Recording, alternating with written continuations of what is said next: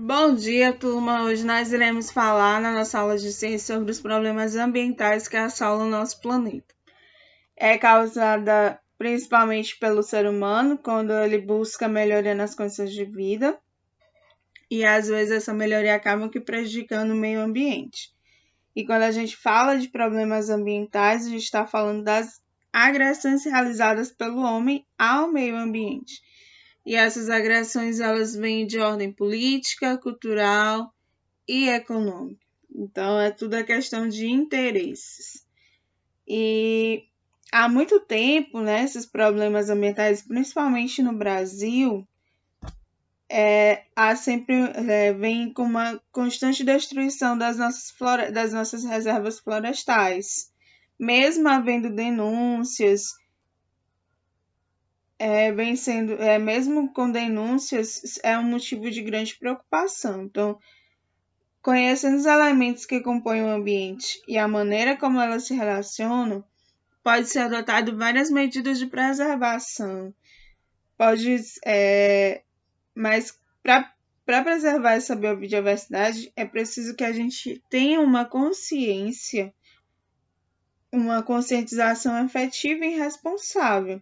Mas, infelizmente, a sociedade ainda não observou a importância do meio ambiente para a sobrevivência. Então, muitas pessoas ainda continuam fazendo desmatamentos, fazendo queimadas, jogando lixo no chão. Então, as pessoas ainda não se deram conta de que a natureza faz parte da nossa vida. Então, para que haja existência do ser humano, é necessário que cuide do meio ambiente.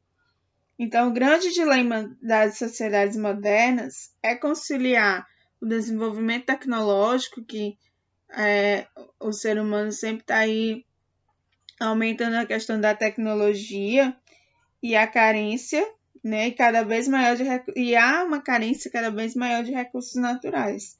Então, é sempre bom lembrar que o meio ambiente é tudo que nos serve. A gente precisa da água, a gente precisa do solo, nós necessitamos do ar, a gente precisa da flora, da fauna. E se a gente não preservar isso, vamos acabar sendo nós extintos. Então, e isso acontece devido aos impactos ambientais. O que são esses impactos ambientais? São as ações negativas geradas ao meio ambiente. São originárias de ações humanas. Então, essas ações podem provocar diversos tipos de degradação ambiental no solo, na água, nas vegetações, na extinção dos animais. Então, é fundamental que cada segmento da sociedade, em particular cada um indivíduo no seu individual, tenha conhecimento dos problemas ambientais, e é necessário que a gente procure soluções, é necessário que a gente vá buscar soluções para cuidar do meio ambiente. Então, o ser humano ele vem buscando melhores condições de vida, mas é necessário que a gente há mudanças no habitat sejam estudadas, sejam planejadas, e de modo que a gente possa garantir a preservação do meio ambiente. Então, o nosso primeiro problema ambiental é o desmatamento das florestas. É um dos mais graves problemas da atualidade, porque além de devastar as florestas e os recursos naturais, compromete o equilíbrio do planeta, tendo a primeira consequência a destruição da biodiversidade, podendo dessa forma levar à extinção de muitas espécies de animais e vegetais. Há uma fiscalização contra o desmatamento, mas não é o suficiente, porque, por exemplo, na floresta amazônica a gente sabe que é uma das maiores florestas. Em muitos lugares não há fiscalizações, não tem como chegar às fiscalizações. Então, existem muitos acampamentos ilegais, lugares ilegais que acabam desmatando ilegalmente a florestas. Então, mesmo havendo fiscalização, ainda é muito pouco. Também é necessário que façam proibição de caças, de pesca, utilização comercial de espécies em extinção, e também ter uma fiscalização quando o período de reprodução de uma determinada espécie para que essa espécie ainda possa, porque, por exemplo, em determinado período do ano, alguns peixes estão no processo de reprodução. E aí, muitos caçadores ilegais, muitos pescadores ilegais acabam pegando os ovos. Então, não tem como os peixes se reproduzirem. Então, essa prática também é ilegal. Também temos a erosão. A erosão é uma consequência do desmatamento. E ela é causada, e acaba que levando ao empobrecimento do solo, devido ao carreamento dos nutrientes, tornando impróprio para a agricultura. Outra forma também de acontecer a erosão é as queimadas do solo, é a extinção das nascentes, é os assoreamentos dos rios. Se a gente observar o rio Parnaíba, as margens dos rios têm poucas árvores, tem pouca flora, acaba que o solo entra no rio, que acaba tendo muita areia em um determinado período do ano. Se a gente observar de atravessar o rio a pé, caminhando pela areia, exatamente pela falta de assoreamento. Outro problema ambiental é o efeito estufa. O efeito estufa é um dos impactos ambientais que tem sido de maior preocupação no mundo. Por quê? Porque ele está relacionado com o aquecimento global. Então, ela acaba que levando algumas previsões assustadoras, como o desaparecimento de algumas cidades. Mas como isso vai ocorrer? O efeito estufa ele é um processo que ajuda no controle da temperatura do planeta. Então, quando ele ajuda nisso, ele faz com que haja um equilíbrio no clima do planeta. Então, com o aquecimento global, a gente sabe que vai acontecer o quê? Vai acontecer o aumento da temperatura. Então, em determinados lugares vai acontecer o derretimento de geleiras, que vai aumentar o número do nível do mar, com consequência, muitas cidades vão acabar desaparecendo. E também, mas o que é esse efeito estufa realmente? Né? Ele é um fenômeno natural que ocorre no nosso planeta, e é graças a eles que a Terra tem uma temperatura ideal para a existência da vida.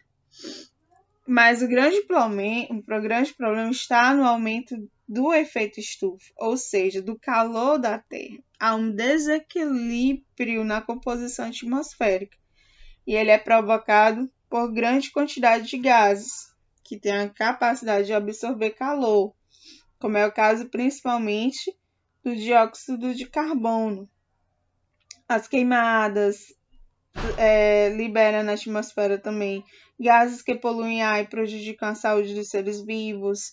As indústrias são os principais responsáveis pela emissão de gases, os carros. Então, o gás carbônico ele contribui para aumentar a temperatura do planeta. Então, o que pode provocar futuramente, que a gente já sabe que já está acontecendo aos poucos, o desequilíbrio ecológico em todo o mundo. Temos a destruição da camada de ozônio, que desde a década de 30, quando surgiram as primeiras indústrias, quando aconteceu a Revolução Industrial, essas indústrias acabam que foram liberando, com a queima de produtos, acabaram liberando alguns gases, e eles são responsáveis pela contaminação do ar, que são o cloro, o flúor, o carbono. Então, e ao contrário do que as pessoas se pensavam sobre esses gases, eles acabam que construindo um verdadeiro desastre. Então, eles começaram a se espalhar pela atmosfera e chegaram à estratosfera. Na camada da atmosfera, sobre os efeitos dos raios ultravioleta, os clorofluorcarbonetos, que são esses gases que acabam prejudicando a camada de ozônio, eles se desintegram e eles liberam os átomos de cloro e acabam que reagem às moléculas de ozônio, transformando em moléculas de oxigênio. Assim, eles formam os chamados buracos na camada de ozônio. Se a gente observar, esse aí é considerado um dos maiores buracos da camada de ozônio. Em 2020 houve uma descoberta que esse buraco diminuiu, mas se a gente observar, ele estava só aumentando. Então, esse na realidade não são buracos, né? E sim regiões em que a maior concentração de ozônio diminui e a camada ficou mais fina. Então, é chamado de buraco, mas não é buraco, é apenas a camada de ozônio diminuiu em determinadas regiões. E acaba que os raios ultravioletas passam por esses buracos em maior quantidade. Então, devido a isso, a gente sabe que os raios ultravioletas entram na Terra. Devido à camada de ozônio, alguns penetram com pouca luminosidade. E devido a essa camada fina a camada de ozônio fina, acaba que os raios ultravioletas entram com maior facilidade e com maior quantidade. Então, esse excesso é o que tem causado nos seres humanos um aumento no número de casos de câncer de pele, doenças dos olhos e vários outros problemas. Então, os raios solares são extremamente necessários para a manutenção do planeta. Então, temos a radiação ultravioleta vinda do Sol, é conhecida como UV. E ela faz parte da luz solar e é essencial para a preservação do calor e a existência de vida. Mas a destruição da camada de ozônio, localizada na atmosfera, é um dos problemas ambientais mais severos da atualidade. Então, a camada de ozônio impede que os raios ultravioletas cheguem diretamente a nós. E sem a camada dos raios UV, podem causar queimaduras, fotoalergia, envelhecimento cutâneo, câncer, então várias outras doenças. Então, a camada de ozônio, ela é como se fosse um filtro que regula os raios solares, é como se fosse um filtro solar. E absorve o excesso de radiação, deixando passar apenas a quantidade necessária para a vida na Terra, e não para congelar o planeta. Na década lá de 80, foi que as autoridades iniciaram uma verdadeira guerra para a preservação do ozônio e foram descobrindo que era necessária a preservação e a conservação da camada de ozônio. Aí eles fizeram um tratado, um protocolo chamado Protocolo de Montreal. Que é esse protocolo? Que, de acordo com esse tratado, todas as substâncias conhecidas por CFCs, todas as substâncias que têm cloro, fluorocarbonetos, não seriam mais produzidas em abundância. Então, o uso desses gases já foi muito reduzido.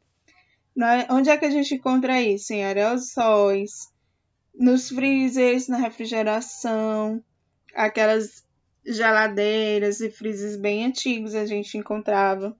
Então, eles praticamente não são mais utilizados. A gente observar, por exemplo, a maioria das geladeiras não se produz mais gelo, são chamadas geladeiras de gelo seco, exatamente porque aquele gelo era produzido por esses gases. E espera que com o tempo, a camada de ozônio se regenere e volte ao que estava antes. Mas, no entanto, ainda assim é produzido esses gases, os CFSs, e até descobrirem uma forma de não produzir mais ele, ainda vai estar existente. Mas alguns cientistas, eles acham que ela só estará totalmente recuperada, a camada de ozônio, em 2050. Então, vamos esperar que essa camada de ozônio volte ao que ela era como antes. Temos a inversão térmica. O que é essa inversão térmica? Ela é um fenômeno meteorológico típico de grandes cidades, devido aos altos índices de poluição atmosférica. Então, a poluição atmosférica acaba aqui transformando em inversão térmica. Qual é o fluxo normal? Primeiro vem o ar quente, o ar frio e o ar mais frio. Na inversão térmica, acontece o contrário, onde ar quente acaba se tornando ar frio, e onde ar frio acaba se tornando ar quente. Então, esse fenômeno ocorre pode ocorrer no ano todo, sendo mais comum no inverno. O ar frio é mais pesado que o ar quente, e devido a essa característica, o ar frio desce, localizando-se próximo à superfície terrestre, e o ar quente fica em camadas mais altas, impedindo a dispersão dos poluentes. Então, a camada de ar quente formada funciona como uma capa cobrindo a Terra. Essa situação traz grandes problemas para a saúde da população, principalmente problemas respiratórios e de pele. Em algumas cidades, quando acontece essa inversão térmica, o ar fica muito poluído. Isso acontece muito na cidade de São Paulo. Lá, devido à questão da poluição, acontece muito a inversão térmica em determinados períodos do ano. Então é isso. Vamos debater mais daqui a pouco. Beijos.